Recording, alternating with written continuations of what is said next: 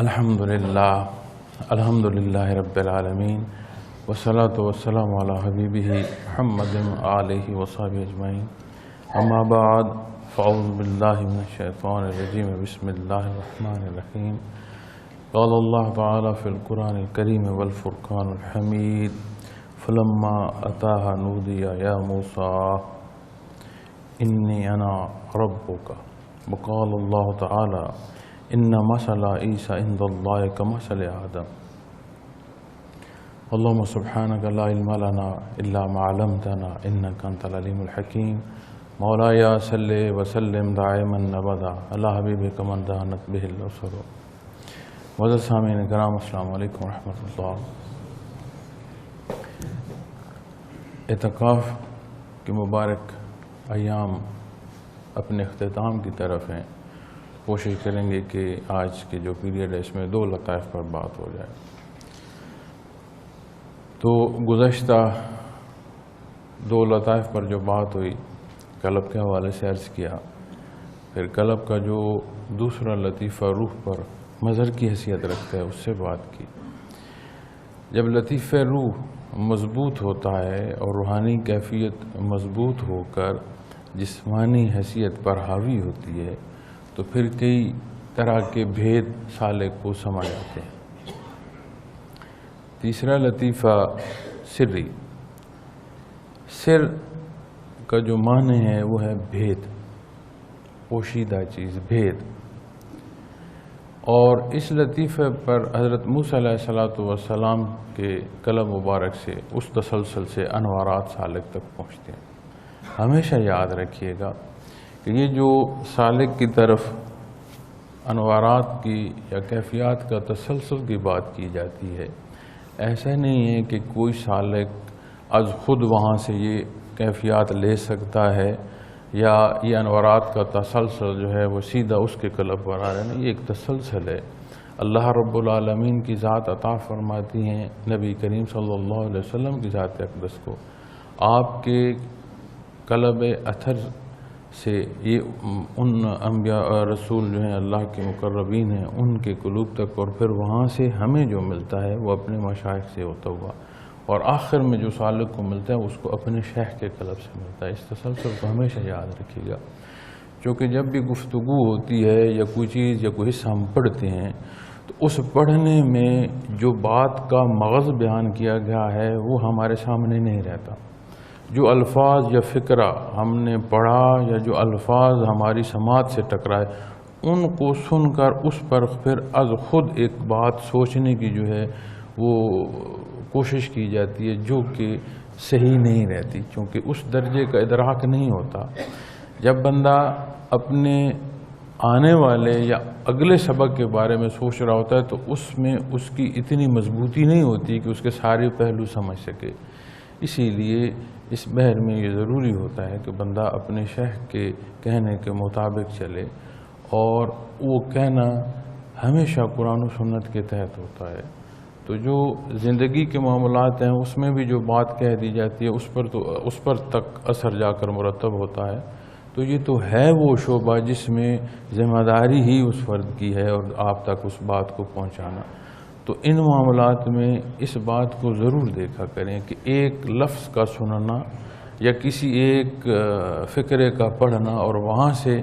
اپنے ایک حصے کی تعبیر کو دیکھ لینا اور وہاں سے بات کرنا یہ مناسب نہیں رہتا. اور ان باتوں سے خدشہ ہوتا ہے کہ سالک اپنا نقصان نہ کر لے. یہ بات میں اس لیے عرض کر رہا ہوں کہ یہ معاملات میرے سامنے آتے رہتے ہیں، باتوں میں کم آتے ہیں، پیغام میں یا تحریر میں ای میل وغیرہ میں زیادہ آتے ہیں، چونکہ بندہ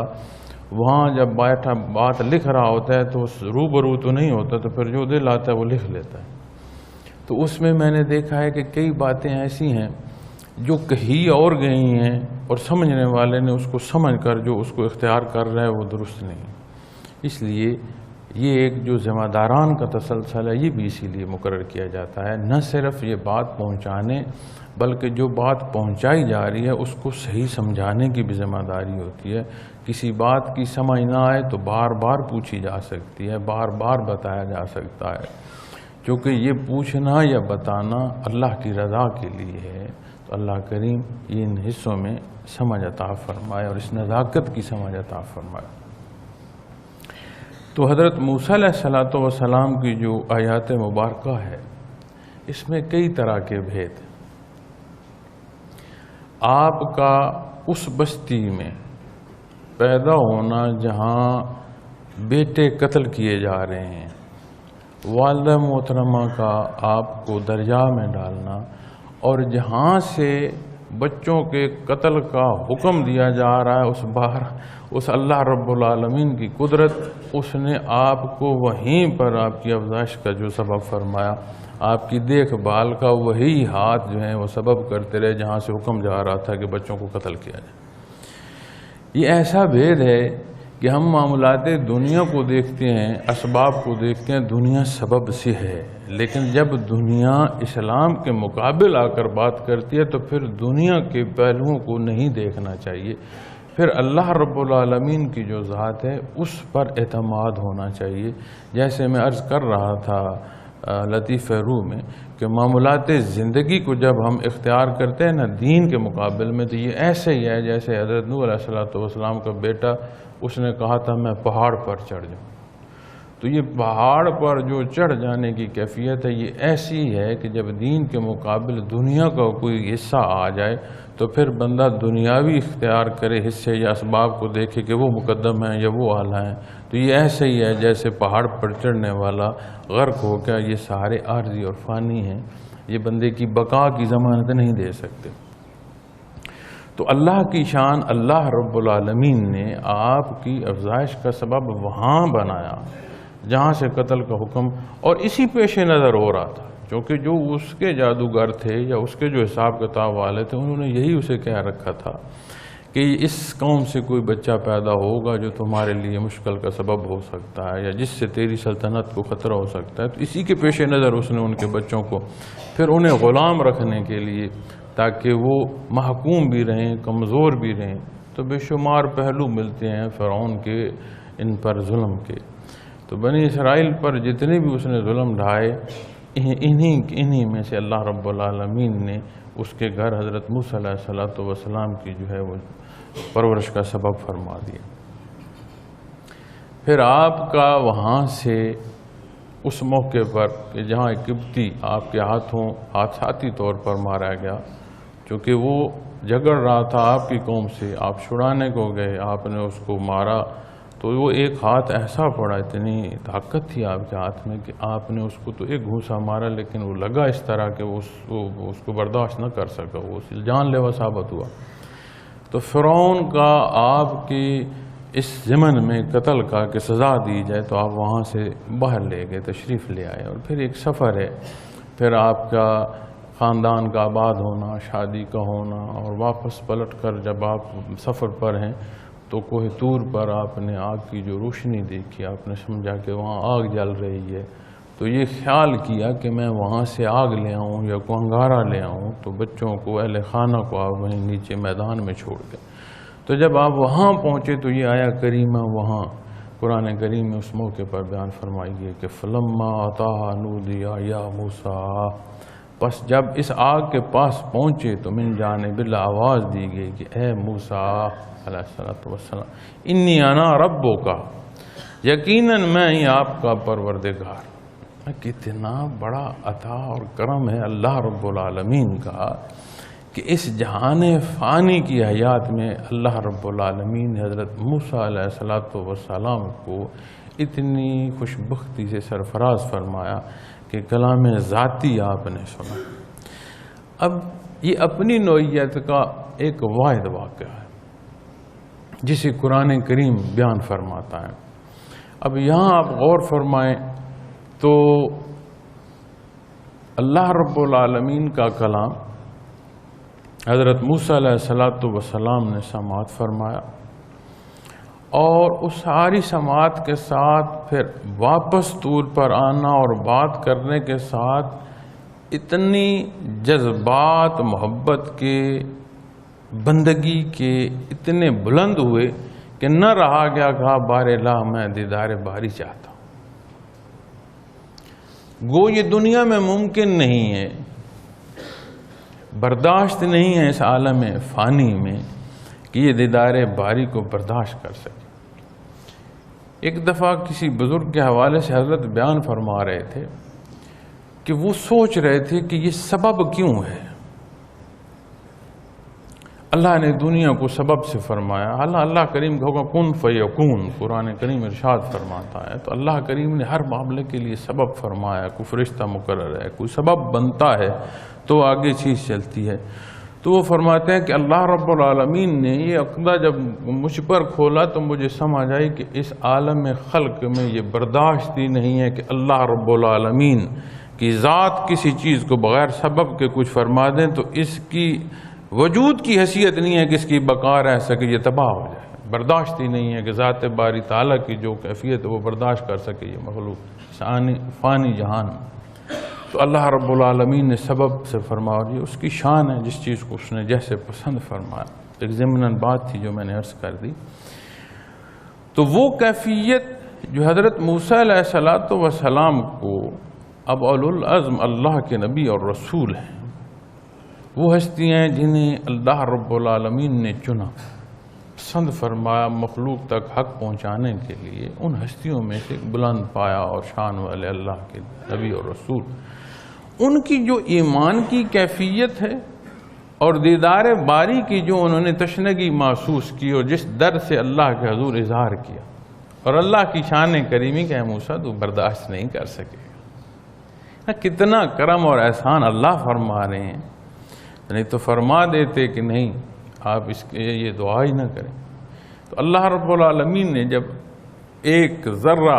تجلیات ذاتی کا فرمایا، سامنے پہاڑ کو دیکھو، یہ تو عالم خلق برداشت نہیں کر سکتے، تو وہ ایک تجلی کا جو ذرہ ہے وہ سامنے پہاڑ پر پڑا تو وہاں کے ذرے کی جو برداشت نہ تھی زمین کی، اس کے اثر سے حضرت موسیٰ علیہ السلام بے ہوش ہوئے۔ لیکن آپ غور کریں کہ بندگی کی یہ کیفیت کہ دیدار باری تعالیٰ کی طلب اس جہان میں اس درجے کی پیدا ہو گئی کہ یہ سمجھتے ہوئے کہ یہ ممکن نہیں ہے، اس کے حضور عرض کیا۔ اب جب برزخ سے گزر کر قیامت کے حصوں کی بات آتی ہے اور قیامت سے پھر بات آتی ہے اپنے اپنی رہائش گاہوں کی، تو بے شمار عظمتیں جنت کی بیان کی جاتی ہیں، وہاں اللہ کی بے شمار نعمتیں ہیں۔ قرآن کریم میں جگہ جگہ ارشاد فرمایا گیا، اور بعض حصے تو ایسے ہیں جن پر بیان فرما دیے کہ کھائیں گے کیا، پئیں گے کیا، رہیں گے کیا، رہائشیں کیسے ہوں گی، بیٹھیں گے کیسے، ان کے چہرے کیسے ہوں گے۔ ساری گفتگو کے بعد جو نچوڑ آتا ہے بات کا کہ اہل جنت پر جو سب سے بڑا اللہ کا کرم اور احسان ہوگا، قرآن و سنت کے تحت جو وہ بات سامنے آتی ہے وہ دیدار باری تعالیٰ۔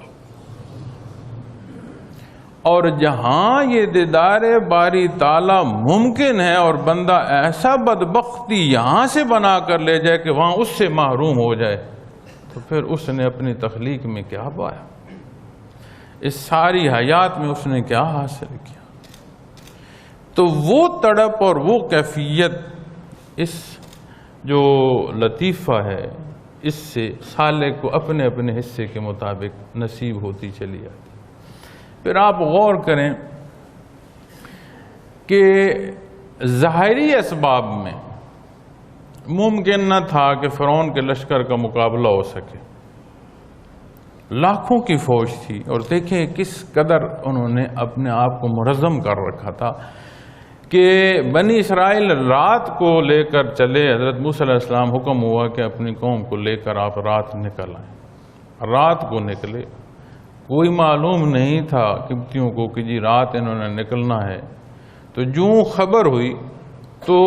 سمندر کنارے پہنچنے تک ان کا لاکھوں کا جو فوج تھی وہ تیار ہو کر وہاں پیچھے پہنچنے کو تھی۔ لیکن آج کا کوئی نظام نہیں ہے کہ جیسے آج ہے جی ہر کمرے میں کوئی الارم لگا ہوا ہے یا کوئی ہر جگہ کوئی اس طرح کی ہے کہ انٹر کنیکٹڈ چیزیں ہیں، کوئی بات فوراً نہیں۔ ایسا مربوط انہوں نے نظام ان کا تھا، فوجی اتنی مضبوط طاقت تھی کہ ایک اس خبر پر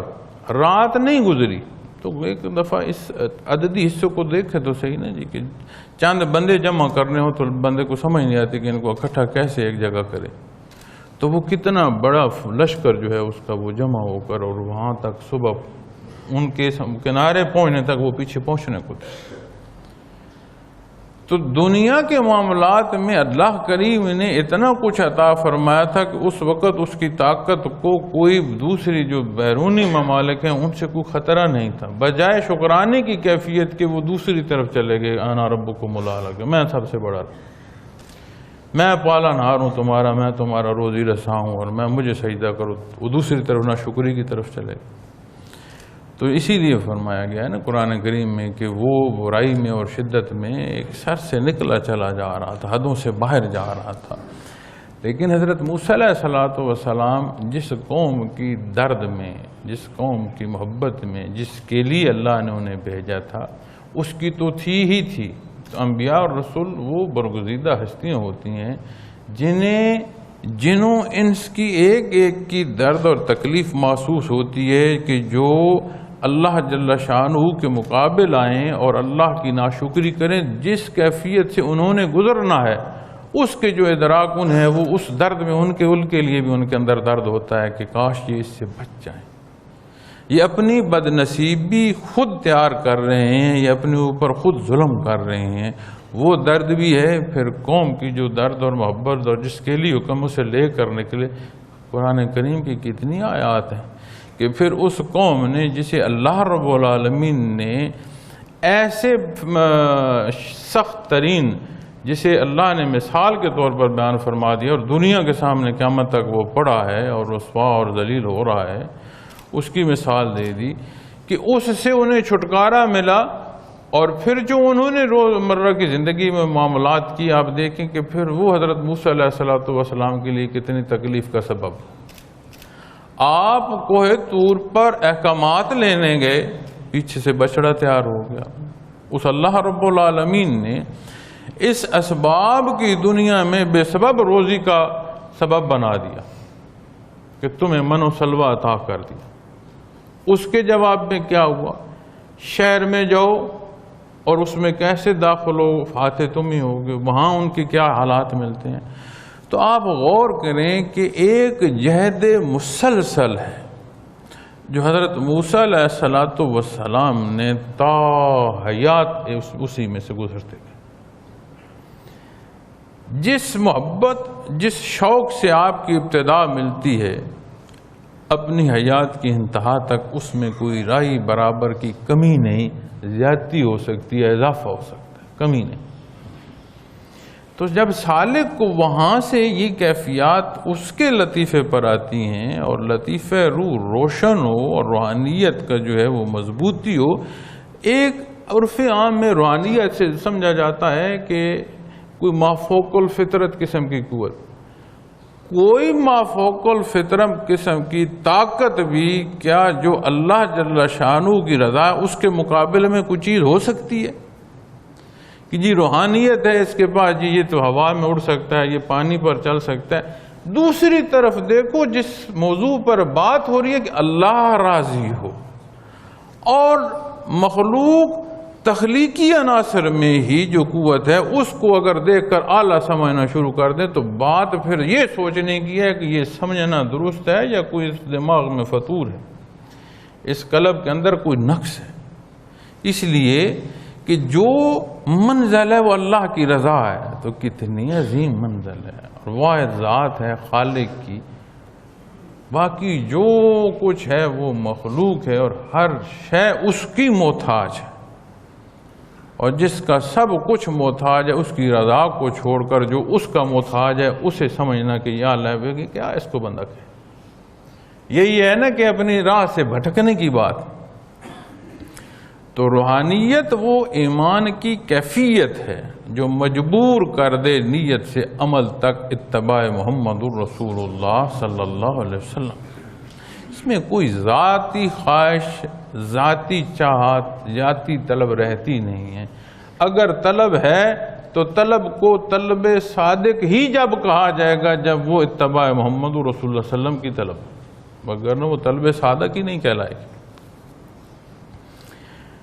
تو آپ غور کریں کہ یہ جو حقیقی حصے ہیں ان میں بندے کو جب اس رابطے سے، اس انداز سے اس کے قلب، اس کے تیسرے لطیفے سری تک کیفیات آتی ہیں، تو اسے اپنی ساری زندگی کے سارے بحروں میں، سختیوں میں، نرمیوں میں، کامیابیوں میں، عارضی اور دنیا کی فانی جو نقصانات ہیں ان میں، ہر بحر میں وہ ایک جہد مسلسل کرتا ہوا اللہ کی رضا کو چلتا چلا جاتا ہے۔ قرآن کریم کی آیات میں بھی ایک جگہ اسی طرح بیان ہے، اس میں مفہوم ہے کہ تمہارے لیے ایک کٹھن راستہ، اس کا مفہوم عرض کر رہا ہوں چونکہ مجھے آیا کریمہ پوری تو اس طرح یاد نہیں ہے، لیکن مفہوم عالی جو ہے ایک کٹھن راستہ، اس کی منازل طے کر کے اللہ کی رضا کو پہنچے۔ تو بندہ جو مسافر جس راہ کا ہے وہ پھر راستے کو نہیں دیکھتا کہ کیسی منزل ہے یا راستہ کیسا ہے، وہ پھر راستے کو منزل، جو منزل جو اس کی مقصود ہے اسی کو دیکھتا ہے اور وہی اس کی منزل رہتی ہے۔ پھر ایک اور پہلو یہیں سے، وَأَوْحَيْنَا أُمِّ مُوسَىٰ، اللہ جل شانہ نے فرمایا ہم نے موسیٰ علیہ السلام کی والدہ ماجدہ سے بات کی، آپ نبی نہیں ہیں، خواتین میں نبوت نہیں ہے، لیکن غور کریں کہ جو مقربین بارگاہ الہی ہے اس کے ساتھ جو رشتہ ہے، اور اگر اس رشتے میں صالح پہلو ہو تو کس قدر اللہ وہاں بھی نواز دیتے ہیں۔ تو جب صالح خالص نیت سے اللہ کے حکم کی تعمیل میں اور دین کے اختیار کرنے میں اور اس کی رضا میں اور اس کی کثرت یاد میں لگتا ہے، تو پھر اس کے جو اہل و عیال ہیں ان میں جو حد شرع کی طرف جس کا راستہ ہو، جو اس طرف راغب ہو، اللہ کریم ان پر بھی احسان فرمانا شروع کر دیتے ہیں، انہیں بھی ہدایت نصیب ہونا شروع ہو جاتی ہے۔ چونکہ میں اللہ کی طرف سے جب کسی کو کوئی شے نصیب ہوتی ہے تو وہ اس کے صلے میں بھی اللہ کے قرب جو ہے وہ انعام کے طور پر عطا ہوتا ہے۔ تو انعام کے طور پر جو کچھ عطا ہونا ہے اس کے لیے پھر سبب تو کردار ہوگا نا جی، روزمرہ کے معمولات ہوں گے۔ تو خالص نیت سے بندہ جب ذکر کرتا ہے اور یہ لطیفہ روشن ہو تو جو اس کے اہل و عیال ہیں، جو اس کے قریبی ہیں، ان پر بھی اللہ کی کرم نوازی ہونا شروع ہو جاتی ہے۔ تو اس لطیفے کے پر ذکر کا جو طریقہ ہے وہ بھی میں نے عرض کیا کہ جیسے ہمیشہ سانس اندر آئے تو لطیفے قلب میں لفظ اللہ اترے گا اور روح کی چوٹ جو ہے وہ متعلقہ لطیفے پر لگے گی، تو روح قلب کے مقابل ہے سینے میں، اور سری جو ہے یہ قلب کے اوپر آ جائے گا، اور یہاں جو انوارات کا تسلسل آتا ہے ان کا رنگ سفید ہے، اور کیفیات جو میں نے عرض کی اس کے تحت آتی جاتی ہیں، اور اللہ کریم راسخ فرمائے، مضبوط فرمائے، تو یہی تسلسل پھر اگلے لطائف کے لیے مضبوطی کا سبب بنتا ہے۔ اکثر جب دوست آتے ہیں، ساتھی آتے ہیں ذکر سیکھنے کے لیے، تو کم ایسا موقع ہوتا ہے کہ وہ میرے ساتھ یا میرا ان کے ساتھ زیادہ بیٹھنا ہو، لیکن جتنا بیٹھنا ہو اس میں بھی جو مجھے سمجھ آتا ہے وہ یہ آتا ہے کہ جی ابھی ذکر شروع کیا ہے، اتنا میں نے 2 دن 4 دن پہلا سبق کر لیا، مجھے اگلا کرا دیں، تو میں انہیں یہ بات سمجھاتا ہوں کہ انگلی پکڑ کر آپ کو کوئی لے جائے یا آنکھ پر پٹی بند کر لے جائے اور واپس جب گھر چلے جاؤ اور پھر اس منزل کو نہ جا سکو تو پھر کیا حاصل تمہیں اس سے؟ پھر جب آپ ذکر مضبوط کرو گے تو کم از کم مہینہ 1.5 لگائیں، اسے مضبوط کریں، جب اس قابل ہو جائیں کہ دیکھ نہ سکیں تو محسوس تو کر سکیں نا۔ اگر کوئی بتلانے والا بتاتا رہے گا کہ آپ کا فلاں لطیفہ بھی روشن ہو گیا، آپ کا فلاں لطیفہ بھی روشن ہوگا، اور آپ کو کوئی شد بدھ نہ ہو، اس میں کوئی سمجھ نہ آ رہی ہو، محسوس بھی نہ ہو رہا، تو ایک لحظے کو سوچیں کہ ایک لحظے کو یہ خیال آ جائے کہ یہ کچھ کہہ رہا ہے، یہ تو یہ محترم کہہ رہا ہے، پتہ نہیں یہ کچھ ہے بھی صحیح کہ نہیں، اس کی وہ جو کیفیات یا اس شعبے کی محنت ہے وہ رائے گاہ نہیں جائے گی۔ تو جب اس سارے کیے پر بے یقینی کی کیفیت ایک لحظے کو اس کے قلب سے گزر گئی تو وہ کافی ہے جتنا وقت اس نے صرف کیا اسے ضائع کرنے کی۔ تو جب لطائف پر محنت کرتا ہوا بندہ اگلے سبق کی طرف جاتا ہے تو پچھلے سبق کا مضبوط ہونا اب اگلے سبق کے حاصل کرنے کے لیے اہلیت پیدا کر دیتا ہے۔ تو جب بندے کا یہ لطیفہ مضبوط ہوتا ہے تو اس کا کردار ہمہ وقت جو ہے اللہ کی رضا کو، جتنی سختیاں بھی آئیں، جیسے بھی حالات ہیں۔ اب حضرت موسیٰ علیہ السلام فرعون کے دربار میں آپ ہیں، حضرت ہارون علیہ السلام آپ کے ساتھ ہیں، قرآن کریم میں بھی یہ واقعہ بیان ہے، علماء کرام بھی بیان فرماتے ہیں، مشائخ اعظام بھی یہاں بیان فرماتے ہیں۔ ایک نقطہ یہاں حضرت جی رحمۃ اللہ تعالیٰ علیہ فرمایا کرتے تھے کہ جو جادوگر فرعون کے کہنے پر اس کے دربار خاص بننے کے لیے آپ کے مقابل ہوئے، جب انہوں نے حقیقت دیکھی نا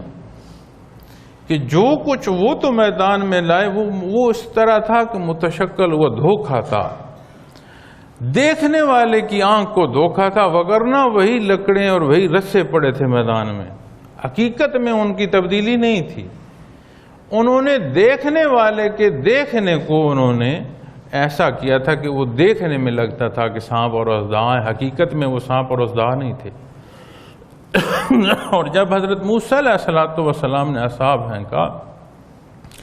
تو نہ صرف وہ حقیقت میں اژدہا بنا، جو کچھ میدان میں تھا وہ نگل گیا، ان کا وجود ختم ہو گیا، ان کا وجود ہی ختم ہو گیا۔ اب جادوگروں کی تو مہارت یہ تھی کہ دیکھنے والے کی آنکھ کو دھوکہ ہو جائے، وہ تو سمجھتے تھے کہ یہ جادو تو نہیں ہے بھائی، نہ صرف یہ آنکھ کے دھوکے کی کوئی بات کر رہا ہے، جو کچھ ہم نے ڈالا اس کا وجود ہی ختم ہو گیا۔ تو یہ سارا کچھ کہاں گیا، انہیں سمجھ آ گئی کہ یہ انسانی بس کی بات نہیں۔ لیکن اس سے آگے جو نقطہ حضرت رحمۃ اللہ تعالیٰ علیہ ارشاد فرمایا کرتے تھے، وہ کلام جو فرعون اور ان کے مابین، جب انہوں نے حضرت موسیٰ علیہ السلام کے ارشاد کو حق مانا تو فرعون نے کہا تھا نا کہ میں مخالف سمت کا ہاتھ اور مخالف سمت کی جو تمہاری ٹانگ ہے کاٹ کے سولی پر چڑھا دوں۔ تو انہوں نے اللہ جل شانہ کی عطا اور شہادت کی بات کی۔ کہ کہاں موقع تھا فرعون کے دربار میں کہ حضرت موسیٰ علیہ السلام نے انہیں بٹھایا اور انہیں بٹھا کر تبلیغ فرماتے رہے، اور انہیں حالات موت کے بتائے، انہیں برزخ کے بتائے، انہیں شہادت کے بتائے، انہیں روز معاشر کے بتائے۔ وہ تو موقع کی بات تھی، اور بات چلتے چلتے وہاں جا کر ختم ہوئی کہ انہوں نے جادوگروں نے کہا کہ یہ انسان کی بس کی بات نہیں۔ انہوں نے آپ کی بات کی تائید کی اور اس نے حکم صادر کر دیا ان کی سزا۔ تو وہ جو جملے قرآن کریم میں فرعون اور جادوگروں کے درمیان ملتے ہیں، وہ فرماتے ہیں یہ حضرت موسیٰ علیہ السلام کی جو کیفیت ہے، اللہ جل شانہ نے وہ کیفیت ان پر وارد فرمائی۔ سالک ٹوٹے پھوٹے لفظوں سے بول رہا ہوتا ہے، جب دعوت دے رہا ہوتا ہے اور لوگوں کو ذکر سکھا رہا ہوتا ہے تو وہ ٹوٹے پھوٹے لفظوں سے بول رہا ہوتا ہے، اگلے کی سماعت نہیں، اگلے کی قلب میں وہ باتیں اتر رہی ہوتی ہیں۔ جب ہم کسی کو دعوت دے رہے ہوتے ہیں، ہمارے باتوں کا کمال نہیں ہوتا، نہ ہمارے الفاظ، لوگوں کے بہت الفاظ ہم سے منجھے ہوتے ہیں، فکرے بڑے انہوں نے تول کر بنائے ہوتے ہیں، اور انداز ان کے ہم سے بڑے اعلیٰ کیے ہوتے ہیں، انہوں نے بڑی دنیا کی اس کو ترتیب دے کر باتیں اور تقریریں اور تحریریں کی ہوتی ہیں، لیکن وہ سماعت سے ٹکراتی ہیں، وہ واہ واہ کیے کرنے کے علاوہ اور ان کا حاصل نہیں ہو سکتا۔ کیا وجہ ہے کہ کوئی سالک ٹوٹی پھوٹی بات کرتا ہے، آدھا جملہ بھی پورا ہے آدھا نہیں ہے، کوئی لفظ یاد رہا، کوئی ہاں زیر تھی زبر لگا دی، لیکن جو سامنے بیٹھا ہے آپ دیکھ لیں کہ اللہ کا احسان ہے سلسلہ عالیہ پر۔ آج بندہ آیا، پہلے دن آیا، اس نے آ کر کسی سے ذکر سیکھا، لطیفہ قلب سیکھا، سیکھ کر راستے میں جاتے ہوئے کوئی ملے اسے بتائے تو اسے محسوس ہونا شروع ہو جاتا۔ اس کا کیا اس میں کمال ہے؟ اس تسلسل کا کمال ہے نا جو اللہ کی عطا ہے۔ تو حضرت موسیٰ علیہ السلام جب بات فرما رہے تھے تو جس نے اپنے دل کا خانہ کھولا اسے وہ حقیقتیں بھی نظر آ گئیں جو اس دنیا کے بعد پیش آنی، اور جس نے مقابل کیا وہ اپنی انا میں رہا اور ملک الموت کی گرفت پر جا کر چیخا. جب حالات منکشف ہو جاتے ہیں نا موت پر، اس وقت چیخا کہ اے موسیٰ تیرے خدا کو میں ایسا مانتا ہوں جیسے تو کہتا ہے. وقت گزر گیا تھا. تو جب سالک کی یہ کیفیات مضبوط ہوتی ہیں تو اس لطیفے پر جو مضبوطی ہے وہ بندے کو اس قابل بھی کرتی ہے کہ وہ مخلوق تک جو بات پہنچا رہا ہوتا ہے وہ کیفیت پہنچ جاتی ہے، وہ درد پہنچ جاتا ہے. اب ہر ایک کو پہنچانے والے کی حیثیت اپنی ہے، جسے مل رہا ہے اس کا نصیبہ اپنا ہے. کئی دفعہ بات ہوتی ہے، دوست کہتے ہیں کہ جی بہت محنت کی، یہ ذکر نہیں کر رہا. ہمارے ذمے خالص نیت سے اللہ کی رضا کے لیے دین پہنچانا ہے.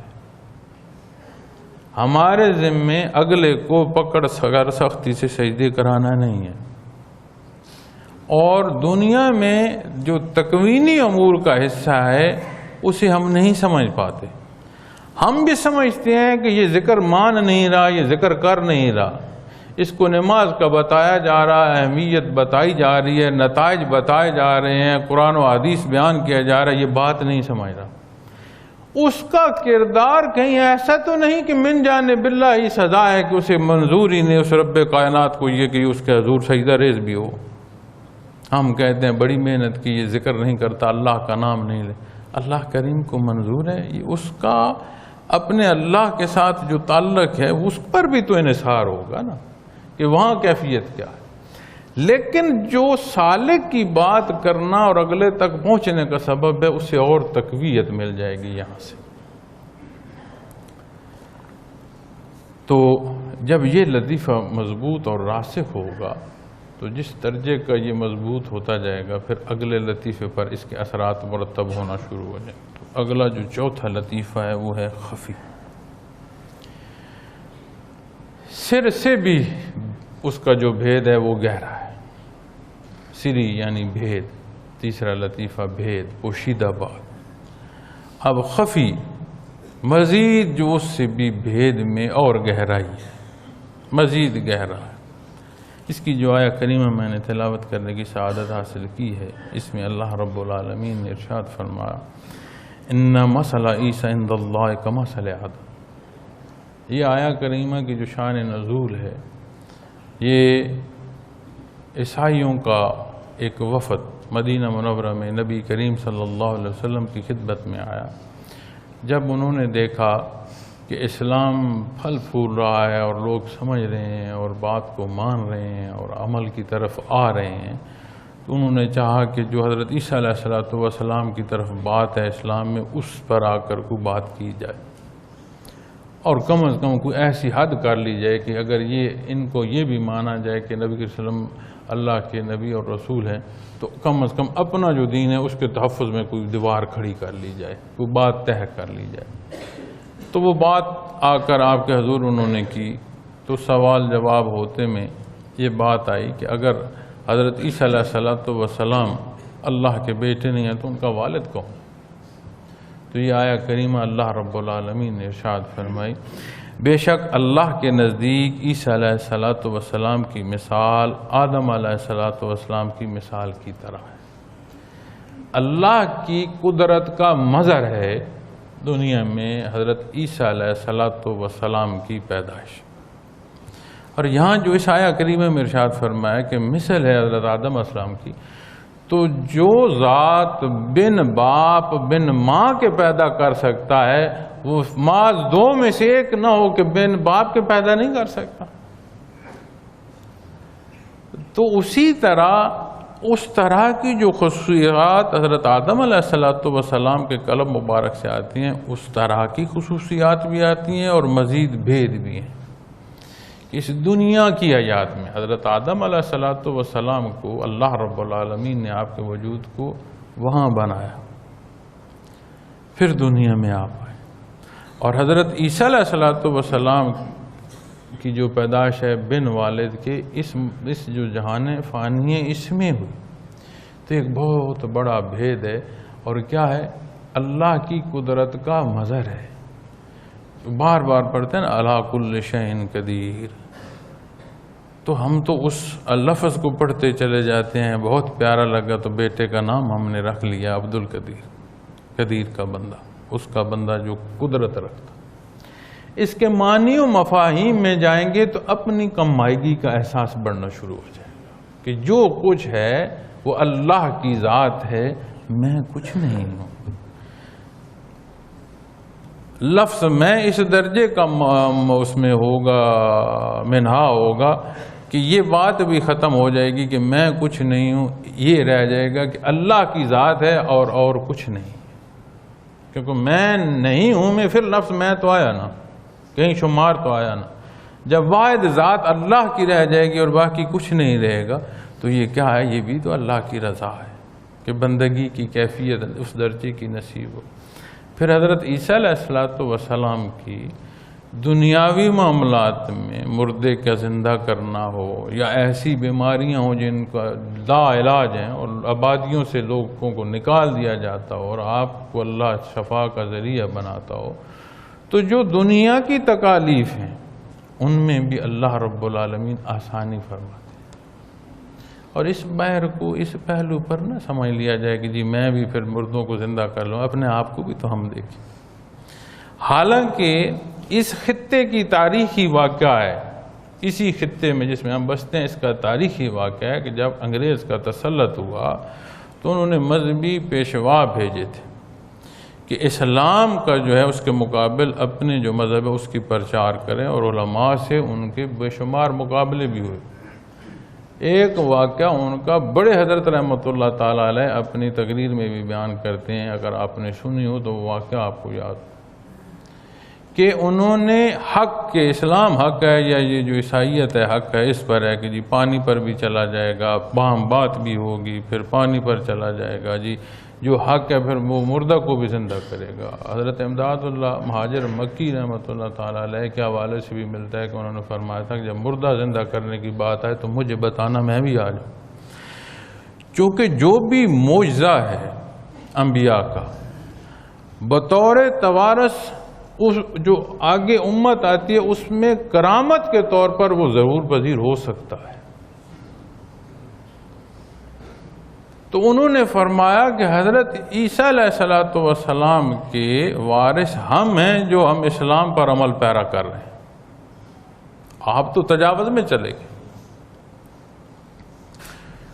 تو وہ حصے جو من جانب اللہ معمولات زندگی میں سہولت، تکالیف میں، بیماریوں میں، مسائل میں اللہ کریم آسانیاں فرماتے چلے جاتے ہیں، بندے کو یہ بھی سمجھ نہیں ہوتی کہ یہاں مجھے یہ چوٹ لگنی تھی اور اللہ نے مجھے بچا لیا۔ چوٹ لگ کے شفا ہو تو سمجھ آتی ہے کہ ہاں زخم جلدی بھر گیا، اللہ کریم اس موقع پر حفاظت فرما دیں گے کہ وہ تکلیف آئے ہی نہیں تو معلوم بھی نہیں ہوگا کہ حفاظت الہیہ نصیب ہو۔ اس کے کرم اور احسان ہیں تو بے شمار پہلو ہیں جو نصیب ہوتے آتے ہیں۔ پھر ایک اور چیز اور ضمناً عرض کر دوں، ہمارے نزدیک کسی کے لیے، دنیا سے گزرے ہوئے کے لیے، کسی کے لیے کچھ پڑھنا اللہ کریم کا احسان ہے کہ اس کے فائدے کا سبب، اور بے شک پڑھنا چاہیے۔ یہاں بعد دربار رسالت صلی اللہ علیہ وسلم کی بھی آ سکتی ہے، لیکن وہ بہت بلند بات۔ میں ایک چھوٹی سی بات عرض کرتا ہوں کہ اولیاء اللہ کی جو سمن ہیں ان کے واقعات میں ایک واقعہ ملتا ہے کہ ایک بزرگ لکھتے ہیں کہ وہ دین کی طرف کیسے پلٹے۔ تو فرماتے ہیں کہ کفن چور تھا، اور کفن چور جو ہے وہ کوشش کرتا ہے کہ قبر کیسی ہے، جگہ کیسی ہے اور کفن کا کپڑا کیسا ہے یہ دیکھ لیا جائے۔ ایک خاتون فوت ہو گئی، تو امیر خاتون تھی تو اس کے جنازے میں گیا، تو امیر خاتون ہے تو لا محالہ اس کا جو کفن کا کپڑا ہے یہ بھی قیمتی ہوگا، تو چلا گیا۔ رات کو گئے، انہوں نے ایک طرف پاؤں سے اس کی قبر کھودنا شروع کی کہ قبر کھود کر نیچے سے ایک طرف سے اس کو پکڑ کر کھینچ لوں گا جو کفن ہے۔ تو قبر جب کھودی تو قبر ہی نہ کھدی، قبر کے حالات منکشف ہو گئے، وہ قبر کے اندر اتر گئے۔ اندر دیکھا کیا ہے، اندر کو روشن اور کھلا میدان ہے، تو قبر تو نہیں، اندر اتر گئے۔ دیکھا تو ایک خوبصورت محل ہے، اس کے سامنے سین ہے اور ایک اونچا سا جگہ بنی ہے، وہاں وہ خاتون بیٹھی قرآن پڑھ رہی ہے۔ تو حیران ہو کر ایسے دیکھنا شروع ہو گئی، خاتون کے علاوہ یہ تو وہ خاتون ہے جس کا جنازہ پڑھا۔ تو اس خاتون نے کہا جن کو اللہ بخش دیں یا جنت کا وعدہ فرما دے، ان کے یہ کام ہوتے ہیں جو آپ کر رہے ہیں؟ انہوں نے کہا بی بی کس کی بات کر رہی ہو؟ اگر میری بات کر رہی ہو تو میں تو اب بھی کفن چوری کرنے آیا ہوں، میں کون سا نیک اور صالح بندہ ہوں؟ تو وہ لکھتے ہیں کہ اس خاتون نے مجھے کہا کہ میں نے تمہیں دیکھا تھا، میرے جنازے کی پہلی صف میں تم کھڑے تھے، اور جب میں قبر میں پہنچی تو میرے اللہ نے یہ احسان فرمایا مجھ پر، اس نے مجھے یہ عطا فرمایا کہ نہ صرف تجھے بخشتا ہوں، جو تیرے جنازے میں شریک ہیں انہیں بھی بخشتا ہوں۔ اللہ نے تخصیص نہیں فرمائی تھی کہ تو کس نیت سے کھڑا تھا۔ وہ فرماتے ہیں وہاں سے میں واپس پلٹا، قبر بند کر دی، پھر ساری زندگی اللہ اللہ میں اور توبہ میں بسر ہو۔ میں بڑا چھوٹی سی ایک بات عرض کر رہا ہوں کہ یہ وہ لوگ جو اس راستے کے مسافر ہوں، جن پر اللہ راضی ہو، وہ یہاں سے چلے جائیں، ان کی بخشش کا سبب اور ان کی بلندیوں کا سبب ان کے لیے تو اس میں کتنا فائدہ اللہ بہتر جانتا ہے، لیکن ہمیں یہ بھی معلوم ہونا چاہیے کہ وہ ہمارے لیے کتنا فائدہ مند ثابت ہو سکتا ہے۔ کتنی صدقات، کتنے قرآن پاک، کتنے درود شریف ہم نبی کریم صلی اللہ علیہ وسلم کی ذات اقدس کے لیے پڑھتے ہیں۔ تو میں نے پہلے کہا وہاں کی بات تو بہت بلند ہے، اب جو کچھ ہم نے پڑھ کر بخشا اس پر جو اللہ راضی ہوں گے تو اللہ کریم نے تو آپ کا ہما وقت آپ کی شان بلند ہو رہی ہے، ہما وقت بلند ہو رہی ہے، تو جو اللہ راضی ہوں گے وہ تو ہماری بخشش کا سبب ہو جائے گا۔ تو یہ باتیں نکتے اس راہ کے مسافروں کی یہ حصے مضبوط ہوں اور اللہ رب العالمین اس کی محنت کی توفیق عطا فرمائے، اور جب اس خفی پہلو پر آئیں گے تو مزید بھید ہیں اس میں۔ آپ کی پیدائش میں بھید ہے، پھر آپ کے کلام میں بڑا بھید ہے کہ وہ بچہ جس کے بارے میں فرمایا اسی سے پوچھ لیں کہ اس کی پیدائش کیا ہے اور یہ کون ہے، سوالوں کا جواب وہ بچہ دے رہا ہے جو نوزائیدہ ہے۔ پھر زندگی کے معمولات سے گزرتے ہوئے آپ کی وہ ذات جسے اللہ رب العالمین نے آسمانوں پر اٹھایا۔ یہاں ایک حضرت رحمۃ اللہ تعالی علیہ فرماتے ہیں کہ ظہور عیسوی علیہ السلام سے متعلق وہ فرماتے ہیں کہ دنیا اللہ نے سبب سے بنائی ہے، اور ہر وقت میں ہر صدی میں اللہ نے اہل اللہ پیدا فرمایا، چونکہ دنیا کا جو نظام ہے یہ عدل پر قائم ہے، اور عدل جب خراب ہو تو پھر اس کی بقا نہیں رہتی۔ جیسے کوئی دوائی کا نسخہ بھی ہو، حکیم کو نسخہ ترتیب دیتا ہے تو جو اس کے اندر اجزاء ڈالے جا رہے ہیں وہ ان کی ترتیب غلط کر دیں تو بجائے صحت کے وہ موت کا سبب ہو سکتا ہے، مزید بیماری کے بڑھنے کا سبب ہو سکتا ہے۔ اسی طرح دنیا میں اگر برائی ہی بڑھ جائے اور اچھائی نہ رہے تو جو اللہ کریم کا قیام قیامت ہے اس کے حوالے سے نبی کریم صلی اللہ علیہ وسلم نے بیان فرمایا لا تقوم الساعة حتى لا يقال في الارض اللہ اللہ۔ جب دنیا میں نور ایمان نہیں رہے گا تو یہ دنیا کی حیات تو نور ایمان سے ہے، جب یہ نہیں رہے گا تو قیامت قائم ہو جائے گی۔ تو اگر دنیا چل رہی ہے اور یہ شب و روز کا تغیر اور تبدل ہے تو جو برائی اور اچھائی ہے اس کا بھی ایک پیمانہ برابر رہے گا۔ اگر برائی ہے تو اس کے نزدیک سامنے اچھائی بھی۔ کتنے اللہ کے برگزیدہ ہستیاں ذکر اور اذکار اور محنتیں اور عبادتیں کرنے والے تھے، اور کہاں ہم جیسے کمزور لوگ کہاں لطائف مراقبات اور منازل کی بات کر رہے ہیں۔ کبھی اپنا مجاہدہ ہم نے دیکھا ہے؟ جتنی برائی شدید ہوئی اللہ کریم نے کمزور لوگوں کو بھی وہ عطا کر دیا جس کے وہ قابل نہیں، اس کی اپنی شان۔ تو ایک بیلنس ہے دنیا کا جو چلا آ رہا ہے۔ وہ فرماتے ہیں کہ جب برائی بہت شدت کو ہو جائے گی اور اس برائی کے مقابلے میں اور یا اللہ کی جو قوت ہے وہ اس کے مقابل نہیں رہے گی تو پھر قوت درکار ہوگی ایسی کہ جسے نبوت کی قوت ہو جس وجود میں۔ تو بعد میں تو اور کوئی نبوت احکام کے حوالے سے تو آنی نہیں، تو ذات کے حوالے سے حضرت عیسیٰ علیہ السلام کو اللہ کریم نے دوبارہ پھر دنیا میں آ کر یا اسلام کے لیے پسند فرمایا۔ میں نے عرض کی دنیا سبب سے ہے، تو وہ مسبب الاسباب ہے، اس نے سبب فرمایا، ورنہ تو پہلے دن ہی شیطان جو تھا اس کو وہیں ختم کر دیا جاتا، جو کفر کرتا وہیں ختم کر دیا جاتا، جو عبادت نہ کرتا، دین سے تجاوز کرتا، اس کو وہیں سزا دے دی جاتی۔ اس نے قانون بنایا جس انداز کو اس نے پسند فرمایا۔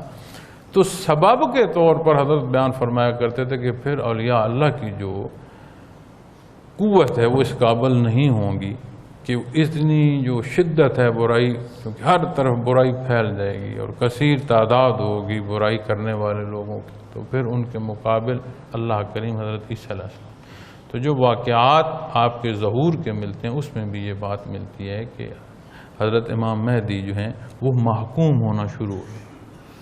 جب وہ رک جائیں گے اور محکوم ہونا شروع ہو جائیں گے تو پھر ظہوری عیسوی ہوگا، پھر فتح واپس ہونا شروع ہو جائے گا، پھر اسلام کی جو ہے اس کی اشاعت کا وقت اور بلندی کا وقت آ جائے گا۔ تو دین کی تبلیغ جو ہے، اور جہاں کمزوری اور برائی بڑھ رہی ہو، سالک کا یہ لطیفہ مضبوط ہو، تو وہاں اسے حق بیان کرنے کی اور اس کے وجود سے آیا حق کا سبب ہونا شروع ہو جاتا ہے۔ تو یہ اللہ کا احسان ہوتا ہے کہ وہ تسلسل اسے نصیب ہونا شروع ہو جاتا ہے۔ لیکن جب تیسرا لطیفہ مضبوط ہوگا تو اس چوتھے کی بات آئے گی، اور جہاں تیسرا سینے پر اوپر کے حصے میں ہے، چوتھا پھر اس کے مقابل آ جائے۔ اور جب چوتھے پر آپ ذکر کریں گے تو وہی طریقہ جو لفظ اللہ سانس کے ساتھ دل میں اترے گا، چونکہ وہ بنیاد ہے، وہ بنیاد ہمیشہ ساتھ رہے گی۔ آپ جتنی بھی تعمیرات کر لیں، جتنی بھی منزلیں بنا لیں، کوئی نیچے سے بنیاد کو ہلا سکتا ہے؟ بنیاد ہل گئی تو ساری منازل گر گئی۔ تو لفظ اللہ ہمیشہ دل کی گہرائیوں میں لطیفہ قلب میں اترتا جائے گا، اور روح کی چوٹ جو ہے اس لطیفے پر لگے گی، اور اس کے جو انوارات ہیں ان کا رنگ جو ہے وہ گہرا نیلا رنگ ہے، اور اس سے پھر انسان کا جو وجود ہے اس میں مزید پختگی، جو کہ حضرت عیسیٰ علیہ السلام کی جو حیات مبارکہ ہے، انبیاء اور رسول سب کی جو حیات مبارکہ، وہ نبی جنہوں نے سابقہ دین پر مخلوق کو سکھایا، وہ رسول جنہیں اللہ کریم نے کتاب عطا فرمائی، تمام مقربین اللہ رب العالمین نے ساری حیات جو ہے وہ اللہ کی رضا میں بسر کی، سختی ہوئی، نرمی ہوئی، جیسے بھی حالات پیش ہے وہ ایک آکے حق کے لیے ہمہ وقت کوشاں ہے۔ تو یہاں سے جو بات ہمیں نصیب ہوتی ہے وہ بھی استقامت فی الدین نصیب ہوتی ہے، اور دوسروں تک دین پہنچانے کی جو کیفیت ہے وہ اور مضبوط ہوتی ہے۔ انشاءاللہ کوشش کروں گا کہ کل کا جو میرا پیریڈ ہے اس میں 5واں لطیفے پر بات مکمل ہو جائے، چونکہ جو 5واں لطیفہ ہے پھر جب سالک اس قابل ہو جائے کہ اس کے 4 لطائف مضبوط ہوں تو 5ویں لطیفے پر بات آتی ہے، لیکن میں آدھی بات نہیں کرنا چاہتا، انشاءاللہ کل بات کروں گا، کیونکہ اس کا تسلسل پھر ڈائریکٹ قلب اطہر محمد رسول اللہ صلی اللہ علیہ وسلم سے ہے، تو انشاءاللہ اس پر کل بات کروں گا۔ اور اپنی بات کو اختتام کرنے سے پہلے ایک چیز ضرور اور بھی عرض کروں گا، وہ یہ ہے کہ اجتماعات ہی کو نہ دیکھا کریں، معنی یا اپنے علاقے کے ہفتہ وار ذکر کو ہی نہ دیکھا کریں، نہ انتظار کیا کریں کہ کوئی آئے اور میرا کندھا پکڑ کر لائے کہ آؤ تم نے اجتماع پر جانا ہے، تم نے ذکر پر آنا ہے، آؤ تم نے ذکر پچھلی دفعہ رہ گئے۔ اپنا جانیے، اپنے اندر تڑپ پیدا کیجئے، اور جو قرآن و حدیث ذکر کا صبح و شام کرنے کا بیان فرماتے ہیں، صبح و شام کا باقاعدہ ذکر آپ کو ہمہ وقت ذکر کے قابل کرے گا۔ تو عادت نہیں، مجاہدے کی ضرورت ہے، اور جتنا مجاہدہ میں اور آپ کر رہے ہیں، نہ آپ کا مجاہدہ مجھ سے بھولا ہوا ہے، نہ میرا مجاہدہ آپ سے بھولا ہوا ہے، اس کی شان ہے، اس کے برگزیدہ بندوں کی جوتیوں کی اللہ نے ہمیں پہنچائی، اس کی شان ہے۔ خیر القرون سے لے کر آج تک متصل دو تصوف میں ہستیاں اس درجے کے مناظر اور اس درجے کے مناسب کی حامل تاریخ تصوف میں نہیں ملتی. اس کا کرم اور اس کا احسان. اور یہ عطا اس لیے نہیں ہے کہ ہم یہ شان مشائخ کی بیان کرتے پھریں اور جس طرح معاشرے میں رواج ہے اسی طرح ہم بھی ایک جھنڈا بلند کرتے جائیں. نہیں، محنت کریں، سب سے پہلے اپنی ذات پر محنت کریں. اور اس کے لیے ضروری ہے کہ ذکر کو باقاعدہ کریں.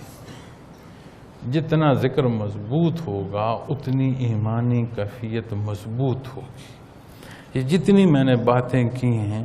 وگرنہ یہ سر سے گزر جائیں گی. اور میں نے چوتھائی باتیں کی ہوں گی، پانچواں حصہ باتیں کی ہوں گی، اس سے کئی گنا زیادہ باتیں آپ کے پاس آپ کی تحریروں میں موجود ہیں. پڑھنے کی عادت بنائیں کہ وہ سمجھ جائیں، محنت کریں. اللہ کریم میرا اور آپ کا حامی ناصر ہو. وآخر الحمدللہ الحمدللہ الحمدللہ رب العالمین والصلاة والسلام علی حبیبنا محمد وآلہ وسلم. ربنا اننا آمنا اغفر لنا ذنوبنا وقنا عذاب النار. بارے ہم کمزور، خطا کار، گناہ گار ہمارے حال پر ہماری غلطیاں گناہ معاف فرما دے. یا اللہ ہماری زندگی کے معاملات سہل اور آسان فرما دے. ہم جو بیمار ہیں ہمیں شفا عطا فرما دے. اور جن گھروں میں تنگیاں تکالیف انہیں آسانیاں عطا فرما دے. ہمارے پیارے جو دار دنیا سے گزر چکے ہیں ان کے حال پر رحم فرما دے. ہمارا دنیا سے جانا آسان فرما دے. روز محشر شفاعت محمد رسول اللہ صلی اللہ علیہ وسلم سے برحمت فرما. اللہم صلی علی محمد النبی الامی وآلہ وسلم یسر ولا تعسر. صلی اللہ تعالی علیہ وسلم.